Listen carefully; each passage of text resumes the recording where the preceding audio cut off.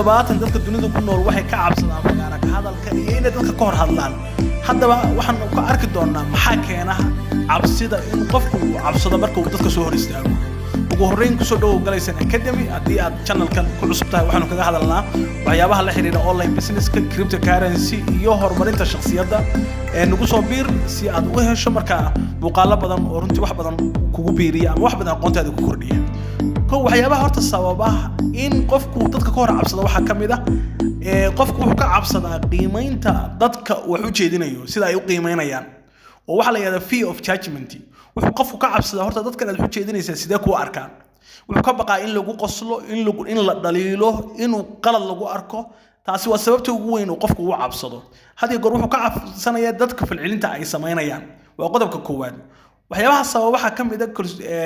sababa in qofku dadka uu ka hor hadli kari waayo kalsooni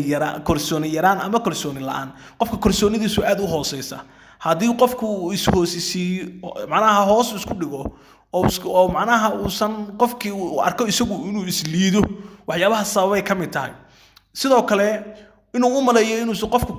uu lahayn aqoon ku filan oo marka uu dadka u gudbin karo kalsooni yaraanta marka waa qodob ka mid ah qodobada keena marka qofku inuu dadka ka hor cabsado qodobka saddexaad waxyaabaha keena qofku dadka ka hor cabsado waxa ka mid ah khibrad la'aan qofkii oo aan khibrad u lahayn